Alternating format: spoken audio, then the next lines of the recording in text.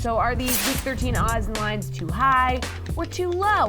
Let's start with Thursday night. Saints and Cowboys back on Thursday, both coming off Thanksgiving losses. Right now, the Cowboys are favored by 5. That seems reasonable, but a lot of questions as the Cowboys are reported to have multiple positive tests, including Mike McCarthy, COVID. So let's get an initial reaction on the game total. 47.5. Cowboys went way over. Saints went way under last week. So is it too high or too low, Pearce? I'm going to go too low. Again, we were speculating who's going to suit up for the Cowboys or not, but not knowing who will play and who won't play, I got to go with what I know, and that's that this number's too low. If Alvin Kamara is going to be back, it looks like he might be. Their offensive line is definitely going to be much more healthier for this matchup. I could see them moving the ball a little bit more, at least in garbage time. And the Cowboys are going to get back Cooper. At least we expect Cooper to be back, CeeDee Lamb to be back. Their offense didn't look too terrible without those two players. Ezekiel Elliott, I know him being banged up is not helping, but their offensive line is healthy, and we've seen Pollard look pretty good in the meantime. I think both these offenses can put enough points on the board to go over this. All right, Kenny, what do we think?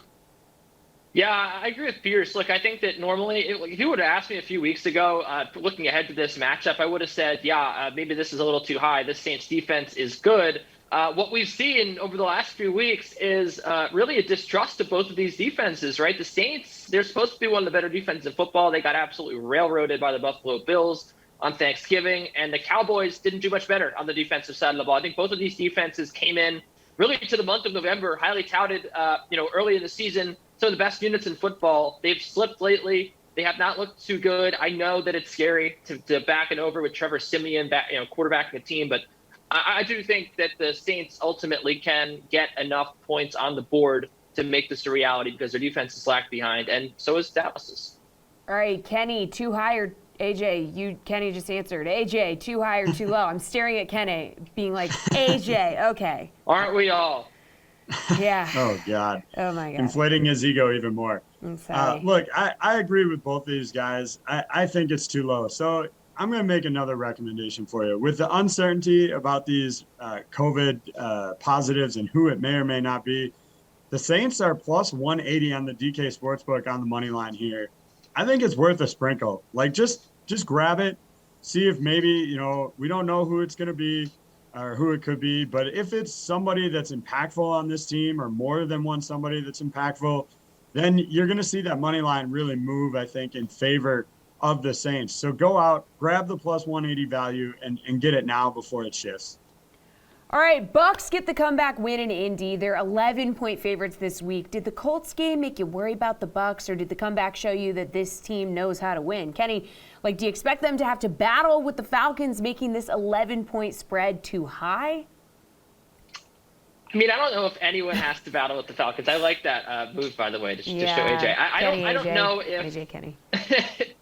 The Buccaneers are a good football team. I'm not scared about that near loss to the Colts, because the Colts are one of the better teams in the AFC too.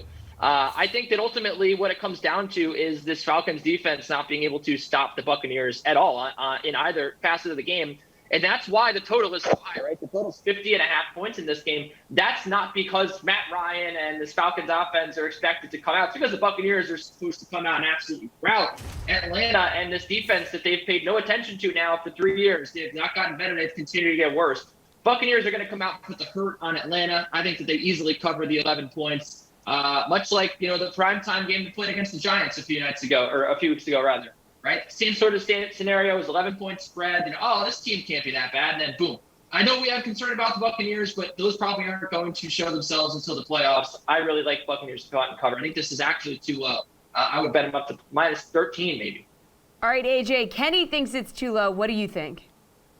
Yeah, I'm with Kenny here as well. And really that last game, I think spoke more to the Colts and how good of a team they actually are. They're coming off that dominating performance over the Bills the previous week. And, the tenacity of the Bucs to figure out a way to win. If you look at the Falcons, who they've beat this year, you're talking Giants early in the season, Jets, Dolphins, Jags. They're not going to trouble the Buccaneers at all here. I would expect a similar margin of victory to what we saw in the first game when Brady and company won by 23. All right, Pearce, too high or too low? Too low. I mean, can Cordero Patterson keep this game close? I don't think he can. Jonathan Taylor really didn't have a very good game against the Buccaneers. He had one solid drive. Other than that, Tampa Bay kept Jonathan Taylor, probably the best running back in years, in check. So I don't see Cordero Patterson keeping this thing close. Atlanta is not going to move the ball in Tampa, and Tampa should just walk all over Atlanta. Just look at Kenny mentioned the Tampa Bay versus the Giants game, but look at Atlanta versus Dallas. Dallas whooped them 43-3. That's your leading indicator. Atlanta doesn't have a chance today. All right, speaking of the Colts, they're 8.5 favorites over the Texans, who couldn't build off their win in Week 11, and they lost to the Jets. Kenny, so 8.5 is too low for this one, right, AJ? Absolutely think it's too low here. The Colts offense has scored 30 or more points in 6 of their last 7 games, while New York is allowing 128.7 rushing yards per game and a league-high 20 TDs on the ground. I would expect Jonathan Taylor to absolutely eat this team alive. And yeah, I would expect it to go well above that in terms of the line here. Pierce, do you agree it's just too low? I agree. It is too low. They need to clean up the turnovers, but I don't see them making any kind of risky mistakes. Obviously you can muff a punt against anybody, so that could happen again. But even if they do, the Texans still have to do something with the turnover. I don't have much faith in the Texans after last week. And even though the Colts lost, I believe most people are looking at this Colts team as a real solid contender. Everyone knows Jonathan Taylor's a machine, and Jonathan Taylor is going to run all over the Texans. But Carson Wentz, we didn't know what to expect coming into the season. He's not great, but he's not a game manager either. And as Taylor runs better and opens up different passing lanes, we could see Wentz get closer to being a top-tier quarterback. All right, Kenny, it's at 8.5 now. It was even lower. Do you still think this is too low here? Yeah, I like to think of running all over the state of Texas. No, I mean, this is too low. I think this is going to be another blowout. The Texans are not a good football team. We learned that last week. Tyrod Taylor now, back-to-back weeks, he's totaled 265 yards in his last 2 outings. Like, this is not a guy that's going to beat you through the air. And, this is a game where, really the Texans, they let Austin Walter. I don't know who that guy is. I'm a Jets fan. I've never heard of this guy in my life. He absolutely cut up this rushing defense, right? And the Texans, I mean, just about anybody, I think, could run the football on this team. So Jonathan Taylor against one of maybe the worst defenses in football, yeah, he's going to absolutely go up. And I don't see any way that, the Texans can score points because, the biggest thing on Sunday was, Tyrod Taylor was sacked 5 times for 52 yards. That's an average of over 10 yards per sack. It was a disaster, that offensive line. The Jets do not have a good pass rush. Managed to get to him 5 times. That does not bode well against a better Colts defense, still one that's 22nd in sack rate, but one that's probably going to control this game. So I really like the ground and pound, good defense, and the Colts win this game absolutely win by double digits. All right, after getting blown out against the Bengals, we might expect the Steelers-Ravens line to be a little bigger, but we know Baltimore-Pittsburgh matchups are always hard fought, right? So Ravens are 3-point favorites on the road. Game total's 44. Pierce, are either of those lines too high or too low? Tell you what, Kenny never misses an opportunity to praise the Jets. He's always going to slide one in there, doesn't he? Of course. Yes, this is too low. It's too low. And I'm the first person to call the Ravens frauds, and I don't believe in this team. But Pittsburgh's bad. I mean, this team is really, really bad. You look at yesterday, I don't like to say a guy's washed up or he's done, but Ben Roethlisberger is looking very, very old. If you're watching the passes, if you're watching the decisions that he was making on the field, he really should not be out there. He's got plenty of weapons, but he had a 6% pressure rate. The Bengals blitzed him a whopping 0 times, and the guy looked terrible.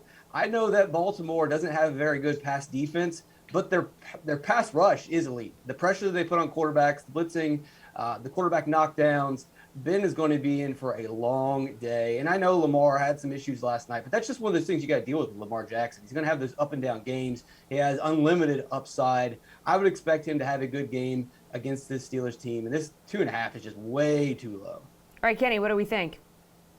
Yeah, I agree with Pearce a lot here. I know that we want to, this is a trap, right? It's a trap game. -3 on the Ravens, a team that's, right up there in the AFC, one of the best ranked teams. I think that it's ultimately too low because when you look at the fact that the Steelers have not been able to stop the run, that's been the trademark of the Pittsburgh Steelers for so many years. They've stopped the run very well. That's how they've won football games. They have not been able to do that this year. Now you're going up against the Ravens team that thrives on the run, right, with Lamar Jackson. So I think that they ultimately control this game on the ground. I've been the biggest Steelers believer all year. I've thought that this team was actually better than a lot of people made them out to be. But this is just not the matchup for them, right? This defense is not going to – it's going to succumb to the run. I think that there are offenses that it can suffocate. The Ravens just aren't one of them. And I think ultimately when you look at the Ravens blitzing, like Pearce said, they were able to get to Baker Mayfield. Mayfield was able to get the ball out pretty quickly, pretty well I actually give him a lot of credit, but I don't think that Ben Roethlisberger is going to have nearly the same amount of sense of urgency there, nearly the same amount of pocket awareness. He goes down pretty easily, and I think that he goes down a lot, and the Ravens run away with this team.